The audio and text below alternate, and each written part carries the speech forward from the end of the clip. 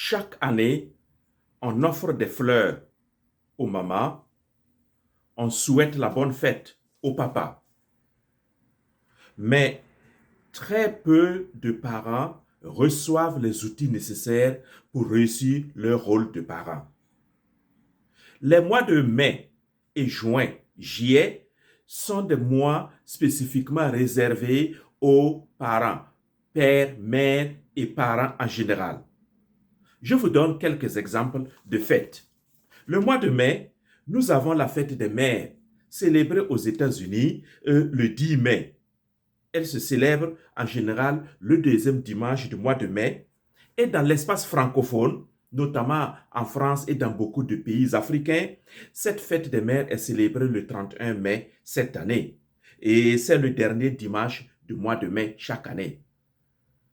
Et bientôt, nous allons avoir la fête des pères au mois de juin.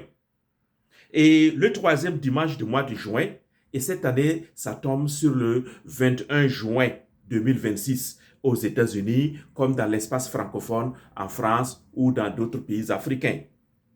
Mais à côté de cela, le 1er juin, c'est la journée mondiale des parents, déclarée par l'ONU et qui est célébrée ou qui devrait être célébrée partout dans le monde entier, dans toutes les nations. Aux États-Unis, ils ont leur Parent Days, le quatrième dimanche du mois de juin, et de juillet plutôt, et cette année, ça tombe sur le 26 juillet, où les États-Unis vont célébrer le Parents Day. Vous voyez? Et on célèbre les parents, on les applaudit, on leur traduit notre reconnaissance. Et si tu es parent et tu écoutes cette vidéo, bravo à toi. Félicitations à toi et d'avoir accepté de jouer ce rôle de parent. Mais ce que nous oublions souvent, et avant de continuer, mettez les j'aime et partagez cette vidéo pour toucher beaucoup de parents dans la diaspora et en Afrique. Et abonnez-vous beaucoup. Donc, nous célébrons beaucoup les parents, on les valorise, ce qui est bien. Mais ce qu'on oublie de faire ressortir, ce sont les combats invisibles de ces parents-là. Les combats invisibles de nous les parents. Des parents qui ont cette fatigue-là, qui sont fatigués. Parce que éduquer un enfant n'est pas facile, n'est pas évident. Il y a des combats invisibles que les parents font chaque jour. Et on oublie aussi d'évoquer les erreurs commises par beaucoup de parents. On oublie également de parler de la pression que vivent les parents, la peur de mal faire, la solitude, les disputes, les nuits blanches. Tout cela, c'est le quotidien des parents. Être parent, être père, être mère ou être parent tout court, cela n'est pas une mince affaire. Ça demande beaucoup de sacrifices. Mais qui reconnaît les sacrifices de ses parents? Qui les soutient, qui leur apporte les outils nécessaires pour qu'ils puissent jouer convenablement leur rôle? Oui, être parent, ce n'est pas une mince affaire. Être parent, c'est former un être humain. C'est transmettre des valeurs. C'est protéger, c'est guider, c'est exercer un leadership. Et cela ne tombe pas des cieux. Cela ne va pas de soi. Quand on devient un parent, il n'y a pas un mode d'emploi à cela. Il n'y a pas un cahier de charges attribué à chaque parent. Et quand on devient parent, on n'est pas allé à l'école pour développer des compétences parentales.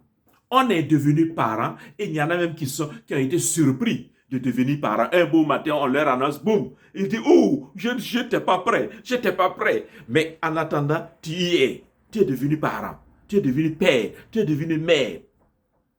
Que vas-tu devenir? Comment vas-tu faire? Éduquer un être humain, ça demande beaucoup de compétences, ça demande beaucoup d'outils. Et qui leur donne ces outils-là. Moi, à Efata, je ne me contente pas seulement de célébrer les parents. je ne me contente pas seulement de nous célébrer, mais également, j'offre des outils, j'offre des formations. C'est pourquoi dès après-demain, je lancerai un programme de formation en ligne et un livre. Deux choses en même temps. Je lance la formation avec des vidéos sur éduquer sans s'épuiser.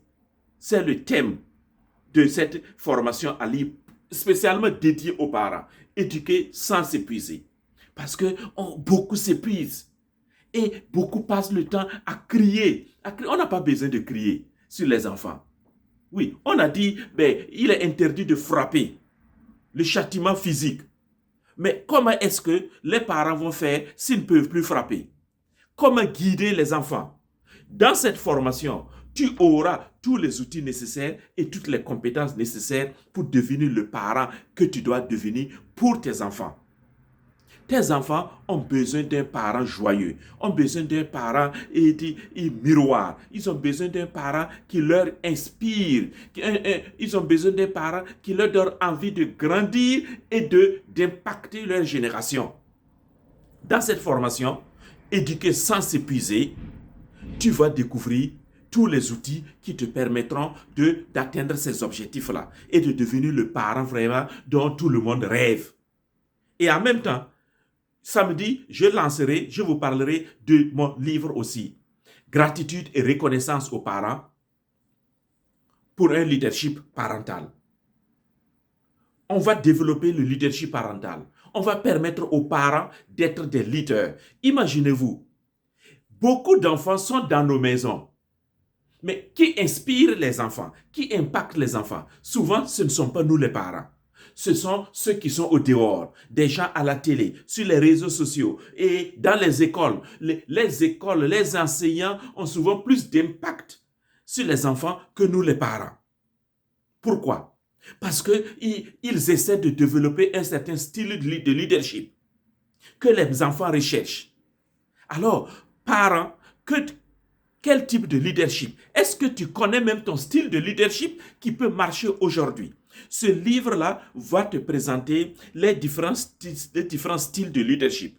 Ce que ça veut dire et à quoi ça sert et comment tu peux l'utiliser. Dans quelles circonstances vas-tu utiliser tel ou tel leadership? Tel style de leadership plutôt. Oui, ce livre va te permettre de développer ton leadership. Être ce parent qui donne envie aux enfants de revenir à lui ou à eux pour poser des questions.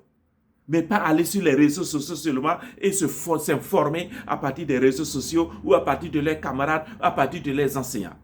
Vous savez, notamment en Europe, aux États-Unis, au Canada, beaucoup d'enfants, lorsqu'on leur parle et on leur pose des questions, ils disent « Ah, et mon maître a dit ceci, mon enseignant a dit cela. » Ils ne disent jamais « Mon parent, mon papa a dit ceci, ma mère a dit cela. » Vous voyez? Quand l'enfant arrive à ne plus évoquer son parent, ça veut dire qu'il a des référents ailleurs. Et les référents sont dans les médias, les référents sont dans la société, sauf dans la famille. J'ai travaillé beaucoup avec les enfants en Afrique et beaucoup d'enfants, lorsque tu leur demandes quels sont leurs modèles, ils ne présentent jamais leurs propres parents, leur propre père ou leur propre mère comme des modèles. Lorsque l'enfant est tout petit, jusqu'à l'âge de 5 ans, oui. Mais lorsqu'il atteint l'âge de raison, il découvre autre chose. Il découvre des modèles dans la société ou dans les médias. Il ne voit plus son père, son papa, sa maman, sa mère comme son modèle. Il reconnaît. Il y a beaucoup d'enfants d'ailleurs qui retournent vers leurs parents juste pour avoir à manger, juste pour avoir l'argent. Et un enfant m'a dit ceci un jour en Afrique. Et mon papa, c'est celui-là. Je lui ai dit, qui est ton papa pour toi?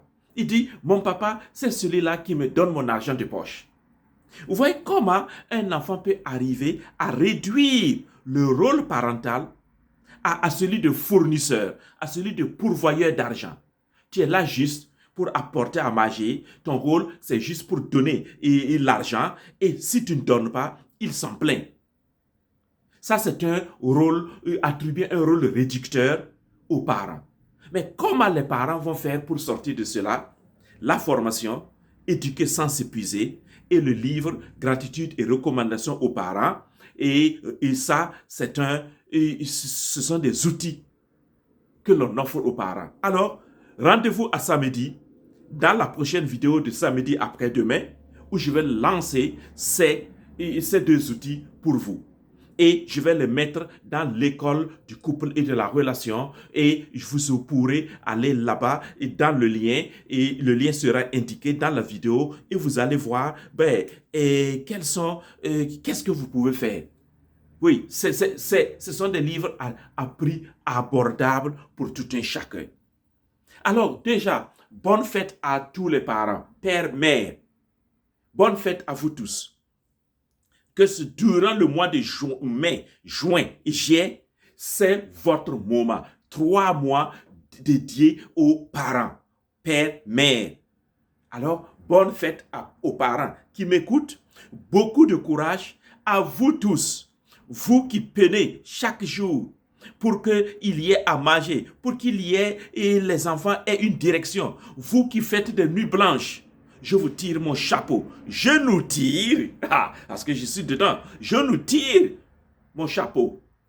Et beaucoup de courage, beaucoup d'espoir. On va se soutenir pour que ces 3 mois-là qui nous sont dédiés là ne soient pas des 3 mois qui passent inaperçus, mais plutôt 3 mois qui nous permettent de grandir en tant que parents, qui nous permettent de devenir la meilleure version de nous-mêmes. 3 mois qui nous permettent de devenir ce que nous voulons, ce à quoi nous rêvons, ce à quoi nous aspirons en tant que parents. Mais pas seulement de simples pourvoyeurs, de simples fournisseurs de matériel et de nourriture à la maison. Là, le rôle de parent va au-delà de tout cela. Alors, rendez-vous à samedi matin pour une autre vidéo sur la formation Éduquer sans s'épuiser et le livre Gratitude et recommandations aux parents.